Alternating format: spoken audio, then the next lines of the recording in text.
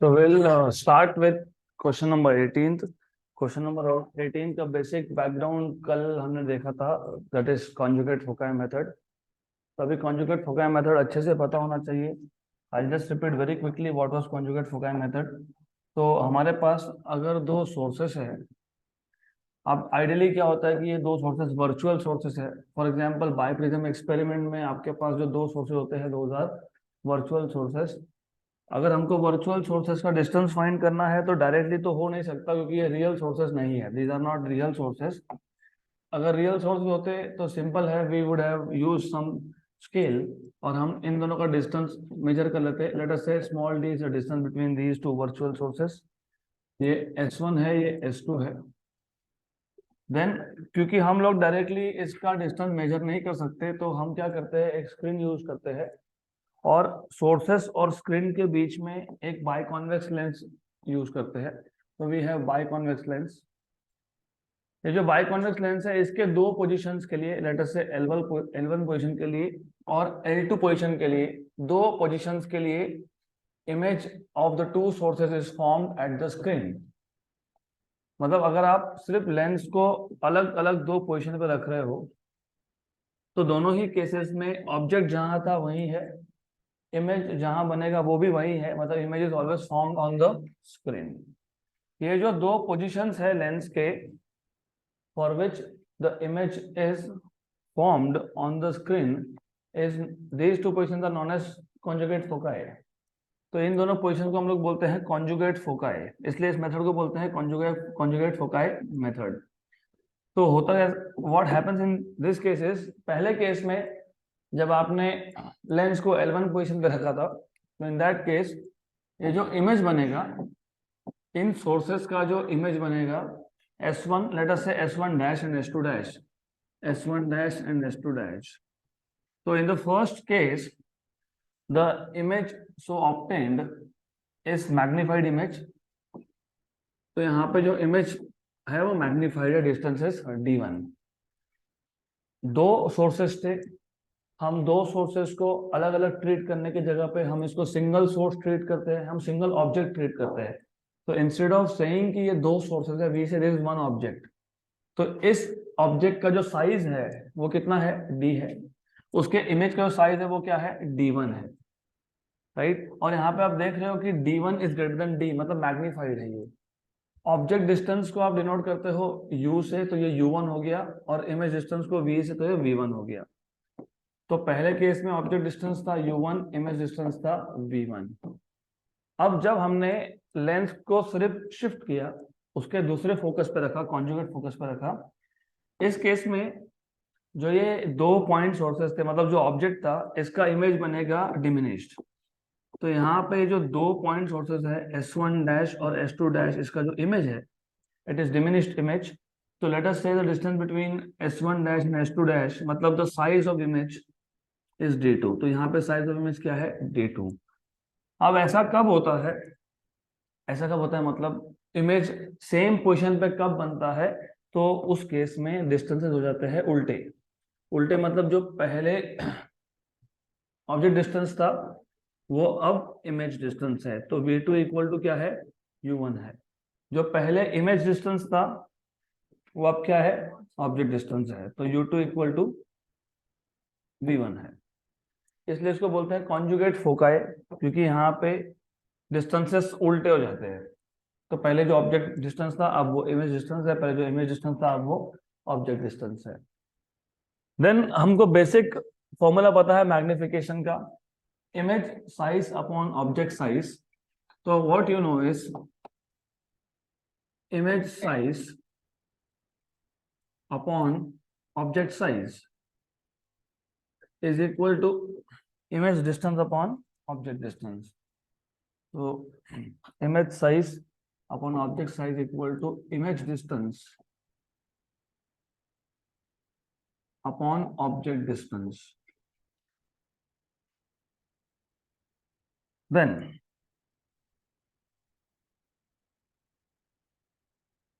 in the first case, पहले case में अगर आप देखोगे तो इमेज का साइज कितना है, D1 है। ऑब्जेक्ट का साइज कितना है, D है। इमेज का डिस्टेंस कितना है, V1 है। ऑब्जेक्ट डिस्टेंस कितना है, u1 है, इक्वेशन नंबर 1। दूसरे केस में देखोगे तो image size is d2, object size is d, image distance is v2, object distance is u2, लेकिन v2 क्या है, u1, और u2 क्या है, v1। तो therefore d2 by d equal to u1 by v1, equation number 2। आधा clear? फिर इसके बाद हमने क्या किया था, इक्वेशन नंबर 1 और 2 को मल्टीप्लाई कर दिया था, नहीं मल्टीप्लाई किया था, डिवाइड नहीं, मल्टीप्लाई किया था। d1 इंटू d2, मतलब इक्वेशन नंबर 1 और 2 को मल्टीप्लाई कर लो। इक्वेशन नंबर 1 को 2 से मल्टीप्लाई अगर करते हो तो d1 upon d, d2 upon d equal to v1 upon u1 into u1 by v1। ये हो गया कैंसिल, तो आ गया 1। तो d1 into D two upon D square आता है 1, तो यहां से आपको d मिल जाता है under root of d1 into d2। तो क्वेश्चन है कि ये पूरा मेथड क्यों, क्योंकि देखो ये दोनों सोर्सेस जो थे ये वर्चुअल सोर्सेस थे, और वर्चुअल सोर्सेस ये रियल नहीं है, तो हमको पता नहीं है कि सोर्सेस है कहाँ। ऐसा सिर्फ दिखता है कि यहाँ से लाइट आ रहा है, तो फिर हम इन सोर्सेस को ट्रेस करके इनका डिस्टेंस डायरेक्टली मेजर नहीं कर सकते, because they do not exist. लेकिन इमेज तो रियल है, इमेज तो बना ना स्क्रीन पे, तो आप स्क्रीन पे d1 और d2 तो फाइंड कर सकते हो। तो फिर आप d1 d2 फाइंड करके दोनों को मल्टीप्लाई कर लो, उसका रूट ले लो, आपको मिल गया distance between virtual sources. So that is why this method is used to find out distance between virtual sources. अब इसका हम लोग यूज करने वाले हैं इस क्वेश्चन में। In a biprism experiment the fringes are observed in the focal plane of eyepiece at a distance of 1.2 meter from the slits. The distance between the central bright band and the 20th bright band is 0.4 centimeter. When a convex lens is placed between the biprism and eyepiece 90 centimeter from eyepiece, the distance between the two magnified magnification कहाँ हुआ था, याद है क्या, d1। तो distance between two virtual magnified images is found to be 0.9, मतलब किसकी value दी है आपको, d1 की वैल्यू दी है। Determine the wavelength of light used. तो पहले पूरा क्वेश्चन अच्छे से आपको समझ में आना चाहिए। ये बाइप्रिज्म एक्सपेरिमेंट है जिसमें fringes are observed in the focal plane of eyepiece. तो मैंने आपको बताया था ये जो बाइप्रिज्म एक्सपेरिमेंट है इसमें हमारे पास क्या क्या होता है। नंबर 1, ये पूरा का पूरा सेटअप एक टेबल के ऊपर माउंटेड होता है, उसमें एक मोनोक्रोमेटिक सोर्स है, उसमें एक थिन बाइप्रिज्म है, एक स्लिट भी होता है एक्चुअली, क्योंकि जब हमने देखा था how to produce coherent sources with the help of biprism, तो मैंने बताया था ये जो वर्टेक्स है, वर्टेक्स के right after the vertex you have a slit. मैं यहाँ पे स्लिट दिखाने नहीं वाला हूँ, there is a slit, I will not show that slit. उसके बाद यू हैव अ लेंस। उसके बाद टू ऑब्जर्व पैटर्न या तो स्क्रीन होना चाहिए या तो डायरेक्टली आईपीस होना चाहिए। तो यहाँ पे हम लोग स्क्रीन की जगह पे डायरेक्टली पैटर्न को ऑब्जर्व कर लेते हैं फ्रॉम आईपीस। तो दिस इज द कॉन्सेप्ट। ये सोर्स था S, दो वर्चुअल सोर्सेज इसके ऊपर नीचे होंगे S1 एंड S2। ये बाइप्रिज्म है B, ये लेंस है L, और ये आईपीस है E। अब क्वेश्चन में आपको क्लियरली बोला है the fringes are observed in the focal plane of eyepiece at a distance of 1.2 meter. The distance between the central bright band and 20th bright band, central bright से पहला bright का distance कितना होता है, 1 beta fringe bit. Central bright से second bright का distance कितना होता है, 2 बीटा। तो 20th ब्राइट तक कितना होगा, 20 बीटा। तो जो डिस्टेंस दिया है आपको सॉरी, तो गिवन डेटा भी लिखते जाएंगे साथ में। तो हमको ये जो डिस्टेंस इन्होंने बताया है, लेट अस से डिस्टेंस को मैं x बोल देता हूँ, ये x क्या है, 20 बीटा है, और ये कितना दिया हुआ है, 0.4 सेंटीमीटर दिया हुआ है, करेक्ट। आगे क्या बोला है क्वेश्चन में, आगे बोला है when a convex lens is placed between the biprism and eyepiece 90 centimetre from the eyepiece. तो सबसे पहले ये जो फोकल प्लेन का डिस्टेंस बोला था, क्या बोला है, the fringes are observed in the focal plane of eyepiece at a distance of 1.2 meter. मतलब वो आपको बताना ये चाह रहे थे कि बायप्रिज्म से लेके आईपीस तक का डिस्टेंस कितना है, 1.2 मीटर। करेक्ट। इसको हम लोग कैपिटल डी से डिनोट कर सकते हैं। Let us denote this distance by capital D. Let us say this is capital D distance. तो कैपिटल डी डिस्टेंस कितना है, 1.2 मीटर, मतलब कितना है, 120 सेंटीमीटर। अब लेंस आपने 90 सेंटीमीटर पे रख दिया।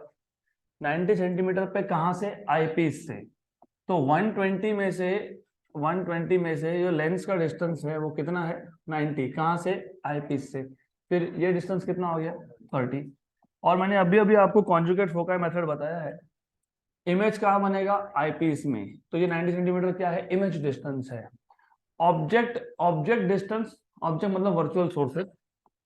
ऑब्जेक्ट मतलब कौन से सोर्सेज थे, वर्चुअल सोर्सेज थे। मतलब यहाँ पे ये सोर्स था S1, ये तो रियल सोर्स है ना, S।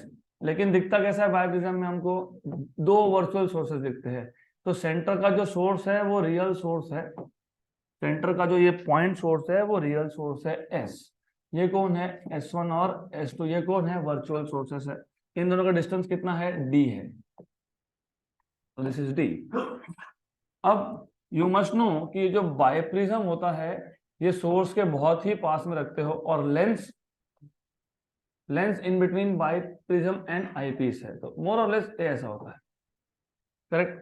तो the idea here is sources से लेंस तक का डिस्टेंस, मतलब बायप्रिज्म से लेंस तक का डिस्टेंस, राइट। तो सोर्सेस से मतलब ऑब्जेक्ट से लेंस तक का डिस्टेंस मतलब क्या, ऑब्जेक्ट डिस्टेंस, राइट। तो ये ऑब्जेक्ट डिस्टेंस कितना है, U1। और लेंस से आईपीस तक का डिस्टेंस क्या है, V1। यही तो हमने देखा बायप्रिज्म एक्सपेरिमेंट में, this is what we saw. Correct. तो यू नीड टू रिमेंबर, एक एक चीज इंपॉर्टेंट है।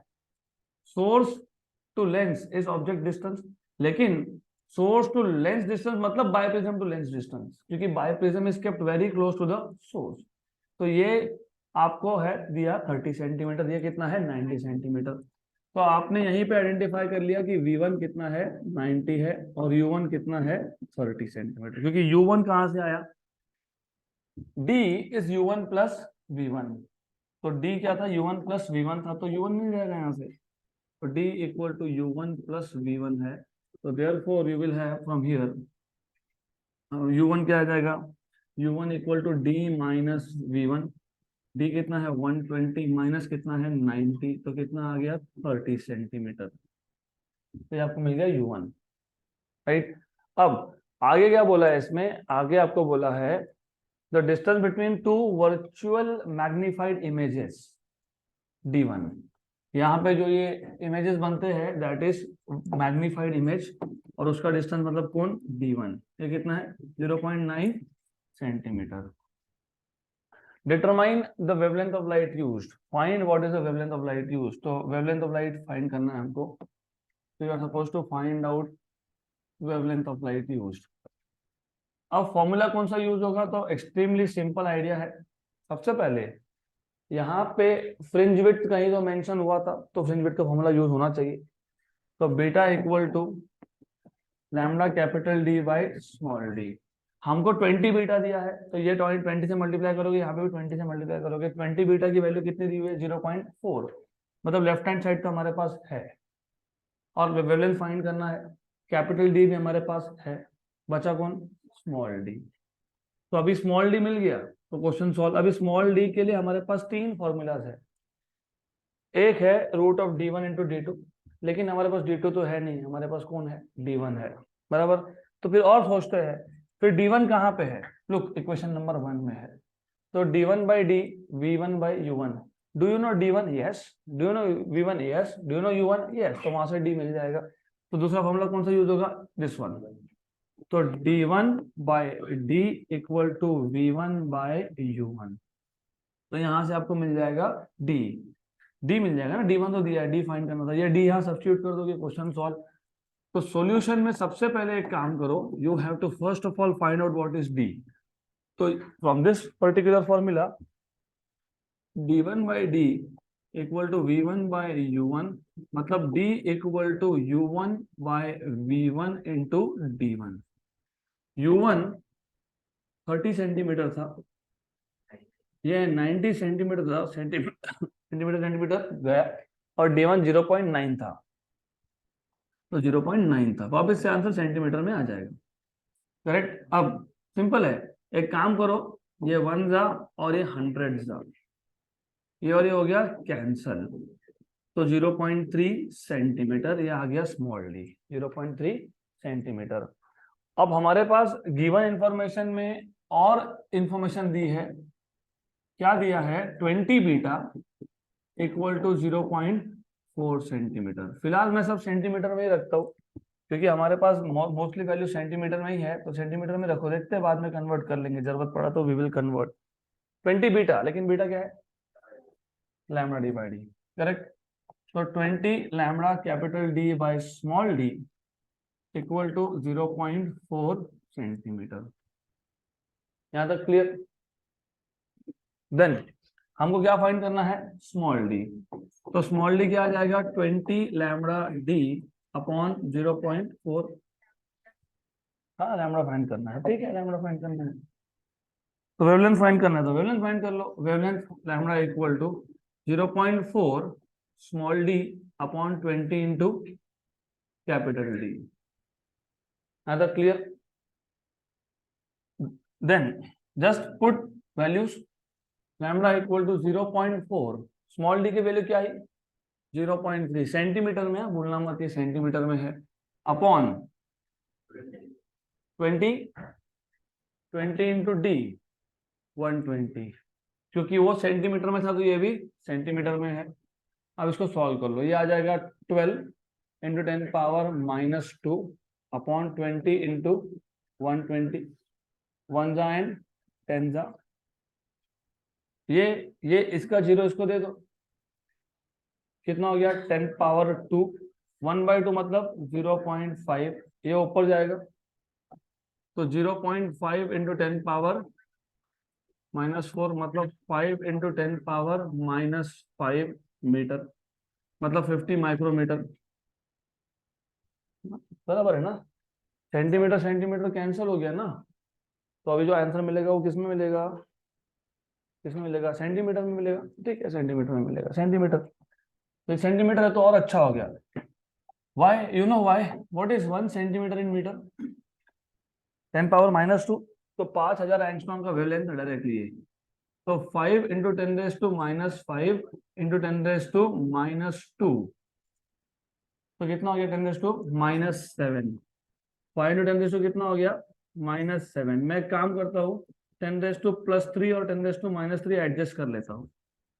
क्यों किया ऐसा, क्योंकि मुझे 10⁻10 चाहिए था। क्यों चाहिए था 10⁻10, एंगस्ट्रॉम के लिए, तो आंसर आ गया 5000 angstrom. Correct. So done. This is how you are supposed to solve this question. Next question. तो अभी बचे हुए सारे questions they are not very difficult, very simple questions. Question number 22, what must be the ratio of slit width to wavelength for a single slit to have first diffraction minimum at 45 degree. बहुत straight forward question है, आपको सिर्फ diffraction pattern अच्छे से पता होना चाहिए। Diffraction pattern में सेंटर पे होता है सेंट्रल मैक्सिमम, उसके दोनों साइड पे होता है फर्स्ट मिनिमम, तो अगर आपको उतना भी पता है तो क्वेश्चन सॉल्व हो जाएगा। तो look, I will again draw this intensity diagram. तो ये है सेंट्रल मैक्सिमम का विड्थ, और आपको पता है सेंट्रल मैक्सिमम दिखता कैसा है, तो यू ऑलरेडी नो कि ऐसा आता है सेंट्रल मैक्सिमम। सेंटर पे ब्राइटेस्ट है, उसके दोनों साइड पे डार्क स्पॉट्स है, डार्क स्पॉट्स मतलब फर्स्ट ऑर्डर मिनिमास है। देन इफ यू रिमेंबर, ये सेंटर ऑफ सेंट्रल मैक्सिमा है, जितना बेंडिंग ऑफ लाइट ऊपर की तरफ होगा उतना ही नीचे की तरफ होगा। तो यू नीड टू रिमेंबर, ये जो फर्स्ट मिनिमास है they are at the same angle on both sides of the screen. तो जब उन्होंने बोला है कि जो फर्स्ट डिफ्रैक्शन मिनिमम है, फर्स्ट डिफ्रैक्शन मिनिमम मतलब फर्स्ट मिनिमा, मतलब वो इसकी बात कर रहे हैं, फर्स्ट मिनिमा यहाँ पे और फर्स्ट मिनिमा यहाँ पे, वो कितने एंगल पे आया 45, मतलब ये एंगल की बात कर रहे हैं वो 45 on either side, one side 45। और हमको मतलब हमको एंगल बता दिया, कितना बता दिया 45 डिग्री बता दिया। और हमसे पूछा क्या है रेशो, किसका रेशो पूछा है, slit width to that of wavelength. तो आपको याद होगा डिफ्रैक्शन पैटर्न में हम जो स्लिट यूज करते हैं यहाँ पे, we have a slit here, इस जो स्लिट का विड्थ था इसको हम डिनोट किससे करते हैं, स्मॉल ए से। तो ये जो स्लिट विड्थ है इसको हम स्मॉल ए से डिनोट करते हैं। तो आपको पूछा क्या है, स्मॉल ए बाय लैम्बडा। तो this distance is basically small A. तो आपको पूछा क्या है, A by lambda. Then formula कौन सा यूज करोगे, तो आपको सिर्फ अगर इतना भी पता है कि path difference for diffraction is a sine theta, और फर्स्ट मिनिमा या फिर any minima it is formed at n lambda. Minima के लिए कंडीशन क्या था, path difference equal to n lambda था, और मैक्सिमा के लिए क्या था, 2n+1 लैम्बडा बाई 2 था। सो पाथ डिफरेंस कितना होता है डिफ्रैक्शन में, ए साइन थीटा, और एन लैम्बडा मतलब मिनिमा, और 2n+1 लैम्बडा बाई 2 मतलब मैक्सिमा। कौन सा मैक्सिमा, सेकेंडरी मैक्सिमा। तो ये अगर इतना पता है तो क्वेश्चन सॉल्व करना सिंपल थिंग, क्योंकि अब हमारे पास थीटा की वैल्यू है कितनी है 45, हमको फाइंड क्या करना है by the way, a by lambda. तो एक काम करो, यहां से आपको सीधा सीधा ए बाय लैम्बडा मिल जाएगा। What is a by lambda, n upon sine theta. लेकिन पहले मिनिमम के लिए एन की वैल्यू क्या होती है 1। तो for first minimum n equal to 1, और थीटा तो 45 दिया ही है हमको, तो हो गया क्वेश्चन सॉल्व। क्योंकि यहाँ पे आपको सिर्फ एन की वैल्यू 1 और थीटा की वैल्यू 45 सब्सटीट्यूट करनी है। तो therefore a by lambda equal to 1 upon sine 45। Sine 45 is 1/√2, तो 1/√2, √2 ऊपर जाएगा। व्हाट इज √2, 1.414 हो गया। Ratio a by lambda is 1.414, खत्म क्वेश्चन ना।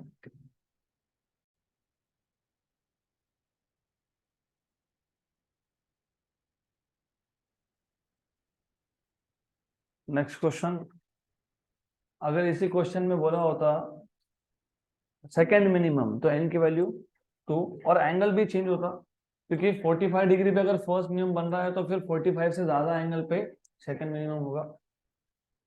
अगला question, again a simple question, monochromatic electromagnetic radiation from a distant source passes through a slit. अभी distant source बोलने का मतलब वेव फ्रंट है, प्लेन वेव फ्रंट। तो अगर प्लेन वेव फ्रंट एक स्लिट से पास हो जाए तो डिफ्रैक्शन पैटर्न मिलता है। तो यू हैव टू अंडरस्टैंड, और कौन सा डिफ्रैक्शन है, फ्राउनहोफर डिफ्रैक्शन है, क्योंकि फ्राउनहोफर डिफ्रैक्शन में कौन सा वेव फ्रंट होता है, प्लेन वेव फ्रंट। तो लेंथ नहीं भी हुआ लेकिन सोर्स अगर डिस्टेंट सोर्स है तो wave front is plane wave front. The diffraction pattern is observed on a screen 2.5 meter from the slit, मतलब कैपिटल डी की वैल्यू है ये, distance between slit and screen. If the width of the central maximum, width of the central maximum का formula याद होना चाहिए, 2 lambda D by a, 2 lambda D by a, that is width of central maximum. अभी central maximum मैंने draw किया, central maximum का width हम लोग कैसे फाइंड करते थे, ये x डिस्टेंस था और ये भी x डिस्टेंस था, तो x प्लस x मतलब 2x, और x और ये डिस्टेंस क्या था, कैपिटल D। अगर आपको याद होगा यहां से लेके तो यहां तक ये डिस्टेंस क्या है, कैपिटल D।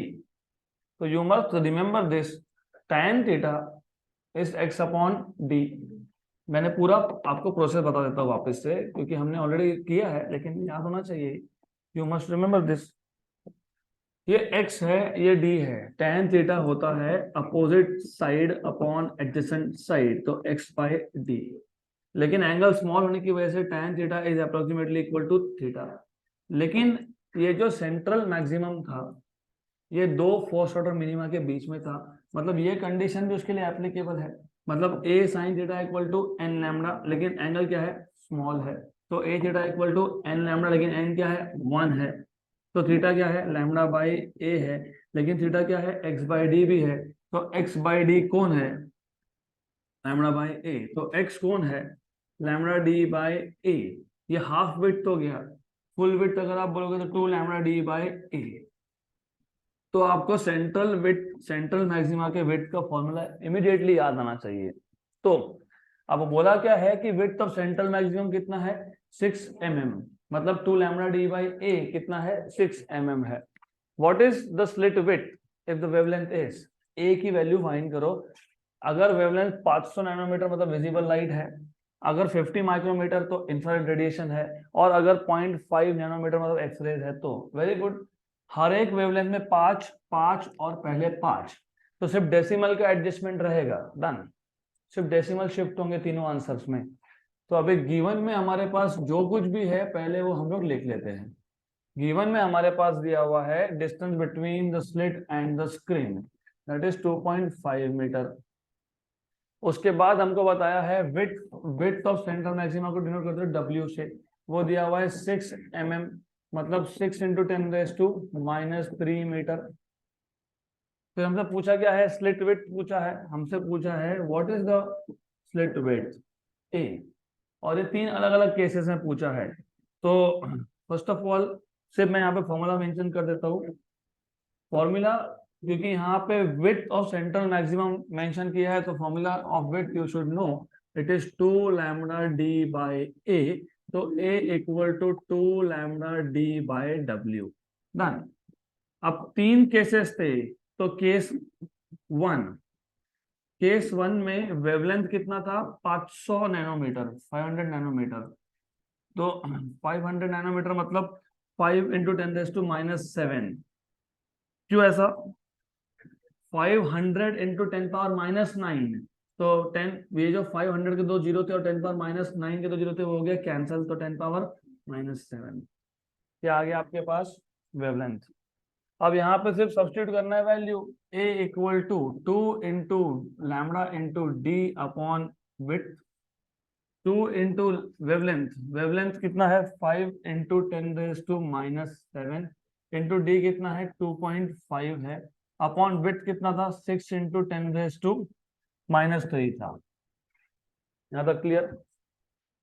नाउ लुक, इसको अभी आपके ऊपर है, 5 इंटू 2 10 कर लोगे चलेगा, 10 और 10⁻⁷, 10 पावर, या तो ऐसा कर लो, या फिर ये 1 और ये 3, क्योंकि 1/3 भी आपको पता होता ही है। तो I would prefer doing this. ये कितना है, 10 है, 10 -6, ये -3 ऊपर आके प्लस हो गया, तो -3 बचा। तो यहाँ पे क्या आया, 2.5/6। यू नो व्हाट इज 1/6, नहीं पता, अभी अगली बार से याद रख लेना। 1/6 अगली बार से याद रख लेना, क्योंकि बहुत काम का है ये। 0.1, देखो 1/3 कितना होता है, उसका हाफ है ये, तो 0.3 का हाफ कितना होता है, 0.166। तो ये 0.166 इंटू 2.5 इंटू 10⁻⁻3। ओके, अभी इंटू 2.5 भी कर लेते हैं, इंटू 2.5 सिंपल। अभी वो कैलकुलेटर में किया ही है, तो इसको भी कर ही लेंगे साथ में, सिर्फ मल्टीप्लाई बाय 2.5 ही करना है अब। तो मल्टीप्लाई बाय 2.5 कितना है, 0.4166 रिकरिंग है, तो 0.4166 इंटू 10⁻³ मीटर, 10⁻³ मतलब मिलीमीटर, तो 0.4166 mm। यह आ गया width of slit when the wavelength is 500 nanometer. अब दूसरा केस 2, वेवलेंथ यहाँ पे कितना दिया है आपको,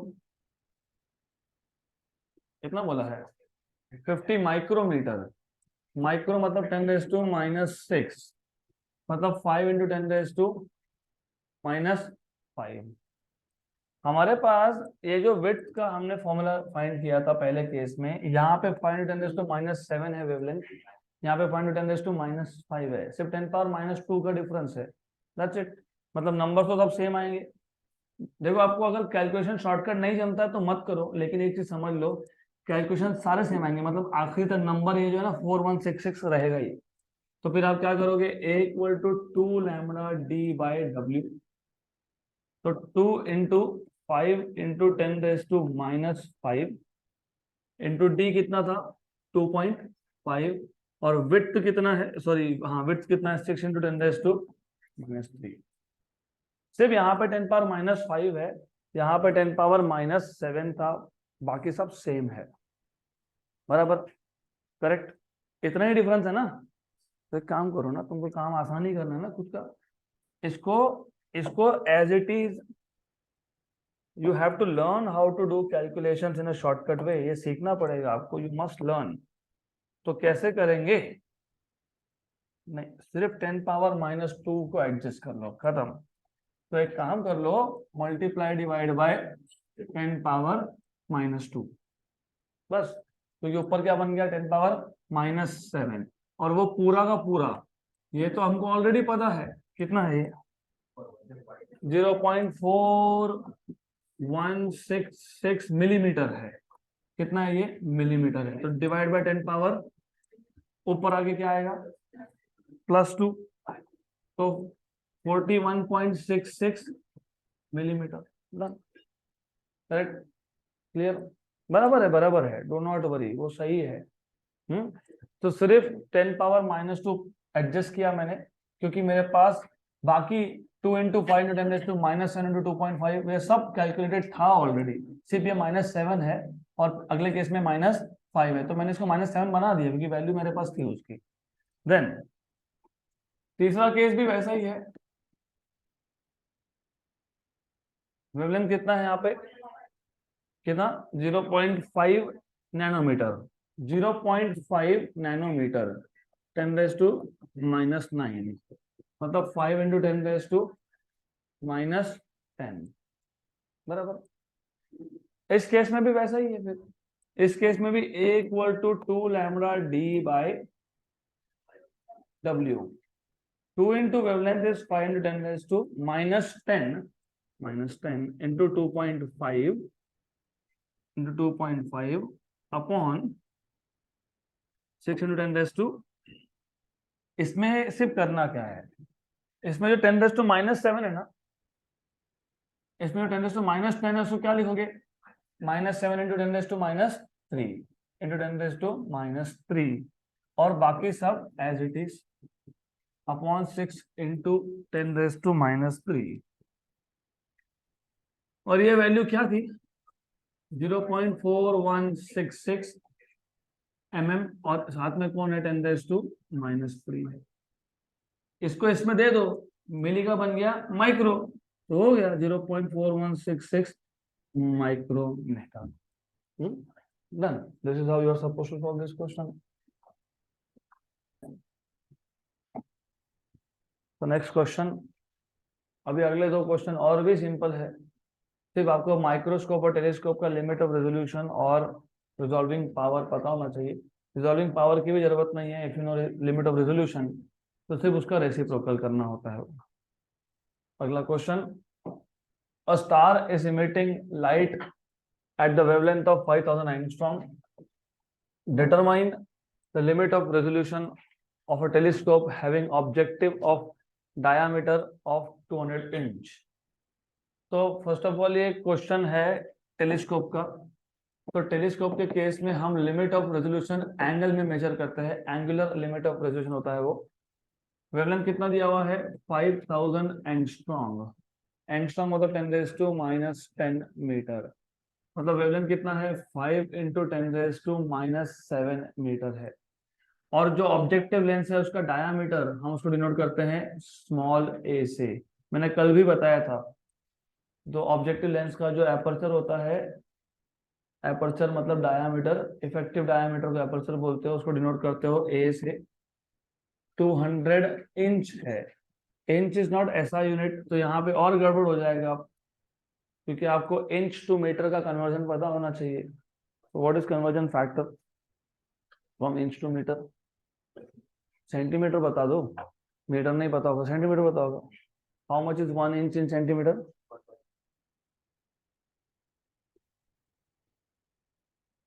this is something that you use in real life, 2.54 centimeter. कुछ भी अगर लेने जाते हो, फॉर एग्जाम्पल इवन आप क्लोथ भी लेने गए तो समटाइम्स यूज है कि 2 इंच 3 इंच पट्टी दे दो, पट्टी भी जाते हो ना लेने के लिए, तो इंच मतलब कितना 2.54 सेंटीमीटर, रफली रफली 2.5 सेंटीमीटर। अब ये बहुत सिंपल है। क्यों सिंपल है? ये 2 जीरो इसको शिफ्ट कर दो, कितना हो गया 254 इंटू 2 कितना हो गया 508 ना। 250 का डबल 500, 4 का डबल 8, तो 508 सेंटीमीटर। सेंटीमीटर में आ गया। तो मीटर में अगर लाना है तुमको, तो मीटर में लाने के लिए क्या है 5.08 मीटर है। तो ए आ गया। आपको फाइंड क्या करना है, लिमिट ऑफ रेजोल्यूशन, मतलब क्या फाइंड करना है डी थीटा। तो अगर आपको फॉर्मूला याद होगा जो होना चाहिए, हाँ 1.22 लैम्डा बाई ए, तो d theta is 1.22 lambda by a. तो simple solution, extremely simple solution. 1.22 क्यों यूज करते हैं? क्योंकि सर्कुलर अपर्चर है। लैम्डा की वैल्यू कितनी है 5 इंटू 10⁻⁻⁷ माइनस 7 अपॉन ए कितना है 5.08। तो देखने का काम ही क्या है, रफली रफली तो कैंसिल ही हो गया। तो 1.22 इंटू 10⁻⁻⁷ ये रफ आंसर है। एग्जैक्ट करने जाओगे तो 1.22 से थोड़ा सा कम आएगा आंसर, क्योंकि नंबर नीचे 5 से बड़ा है। तो 1.22 से थोड़ा कम आएगा, क्योंकि यहाँ पे 5 डिवाइडेड बाय 5.08 कर रहे हो, तो ये 0.98 है। 0.98 को मल्टीप्लाई करोगे 1.22 से, तो थोड़ा कम आएगा 1.2। तो 1.2 इंटू 10⁻⁻⁷ रेडियन, ये आंसर आना चाहिए। Last question of this chapter, good question, तो अच्छे से ध्यान दो। ज़्यादा डिफिकल्ट नहीं है, but it's a good question. The distance between two consecutive bright fringes in biprism experiment using light of wavelength 6000 angstrom is 0.32 mm. अब पहले तो समझ लो, तो distance between two consecutive bright fringe मतलब फ्रिंज विड्थ होता है। तो फ्रिंज विड्थ कितना दिया हुआ है 0.32 mm. By how much will the distance change, by how much will the distance change if light of wavelength 4800 angstrom is used? तो क्या फाइंड करना है? ये बीटा 1 है, ये इनिशियल फ्रिंज विड्थ है। जब आपने वेवलेंथ 6000 एंगस्ट्रॉम यूज किया था तो फ्रिंज विड्थ 0.32 था। अब वेवलेंथ आप 4800 यूज करने वाले हो, तो क्या पूछा है बीटा 2 नहीं पूछा है। By how much the distance change, मतलब बीटा 1 माइनस बीटा 2 या फिर बीटा 2 माइनस बीटा 1, मतलब what will be the difference in fringe width. हाँ, फ्रिंज विड्थ का डिफरेंस पूछा है।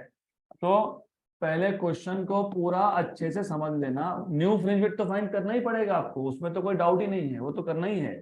लेकिन पूछा क्या है वो भी पता होना चाहिए। डेल्टा बीटा मतलब चेंज इन फ्रिंज विड्थ पूछा है। तो बीटा 1 कितना दिया हुआ है आपको 0.32 mm। वेवलेंथ आपने कितना यूज किया 6000 एंगस्ट्रॉम। यहाँ पे कन्वर्ट करने की कोई जरूरत नहीं है हमको, क्यों समझ में आएगा, रेशो लोगे आप। तो दूसरा बीटा 2 फाइंड करना पड़ेगा हमको पहले। वेवलेंथ सेकंड केस में कितना है 4800 एंगस्ट्रॉम। देन हमको अगर फाइंड करना है डेल्टा बीटा मतलब चेंज इन फ्रिंज विड्थ, तो पहले बीटा 2 फाइंड करना पड़ेगा। तो बीटा 2 फाइंड करने के लिए आपको पहले बीटा का फॉर्मूला पता होना चाहिए। Beta is lambda capital D by small D. आपने सिर्फ वेवलेंथ चेंज किया, बाकी कुछ भी चेंज नहीं किया। बोला है क्या हमने डी मतलब डिस्टेंस बिटवीन स्लिट या बाइप्रिज्म एंड आईपीस चेंज किया? नहीं। स्मॉल डी वर्चुअल सोर्स का डिस्टेंस चेंज हुआ क्या? नहीं। तो therefore beta is directly proportional to lambda. तो सॉल्यूशन भी एक्सट्रीमली सिंपल हो गया, क्योंकि फिर beta 2 upon beta 1 equal to lambda 2 upon lambda 1। तो therefore beta 2 equal to lambda 2 by lambda 1 into beta 1। और यहाँ पे सबसे बेस्ट पार्ट ये है कि आपको कन्वर्ट करने की जरूरत ही नहीं है। एंगस्ट्रॉम बाय एंगस्ट्रॉम कैंसलेशन हो जाता है उसका। और बीटा 2 हमको वैसे भी mm में ही चाहिए था, तो इसको डायरेक्टली क्या लिखेंगे mm में ही लिख देंगे 0.32 mm। तो हमको जो बीटा 2 मिलेगा वो किस में मिलेगा mm में ही मिल जाएगा। तो हमारा काम आसान हो गया है यहाँ पे। तो देन अगर आपको 6 का टेबल पता होगा, हाँ 6 8 जा और 6 10 जा, ये 8 जा है, ये 10 जा है, ऐसा ही है ना? हाँ पक्का। फिर ये 8/10 करने की कोई जरूरत नहीं है, ये 0.32 है, नीचे 10 है, तो एक से डेसिमल शिफ्ट कर लो, अच्छी बात है। 8 इंटू 0.032 mm, करेक्ट, राइट। 32 8 जा मतलब 320 में से 64 माइनस करना पड़ता है। 32 8 जा 32 8 जा मतलब 32 10 जा माइनस 64, 320 में 64 गए तो कितना, 256, कितना, तो फिर ये कितना आएगा, 0.256 mm। जिनको ये पॉइंट प्लेस करने में दिक्कत आती है, एक सिंपल सी बात समझ लो, ये पॉइंट को हटा दो पहले, तो 10 पर -3 आएगा कि नहीं आएगा? अगर मैं 0.032 का पॉइंट ही निकाल देता हूँ टेम्पररी, तो 10⁻³ आएगा। 32 8 जा कितना था, 256। फिर वापस से 10⁻³ को एडजस्ट कर लिया तो कितना आ गया, 0.256। ये मिल गया आपको β2। आपको क्या पूछा था, चेंज इन, तो चेंज इन मतलब डेल्टा बीटा। अब β1 बड़ा है कि β2 बड़ा है? Normally beta is directly proportional to lambda, तो λ1 कितना था, 6000 था, कितना था, 6000 था, बराबर। λ2 कितना है, हाँ 4800। तो पहले केस में वेवलेंथ ज्यादा है कि दूसरे केस में ज्यादा है? तो पहले केस में ज्यादा है, और वेवलेंथ बीटा के साथ क्या है, डायरेक्टली प्रोपोर्शनल है। तो फ्रिंज विड्थ पहले केस में ज्यादा था कि दूसरे केस में ज्यादा है, पहले केस में। तो फिर change in fringe width final value minus initial value की इनिशियल माइनस फाइनल वैल्यू, हाँ इनिशियल माइनस फाइनल। तो वेरी गुड। फिर यहाँ पे आप लिखोगे β1 माइनस β2। β1 कितना था, 0.32 minus 0.256, 0.064 mm. So that is how you are supposed to solve this question. Done. So that is the end of this chapter.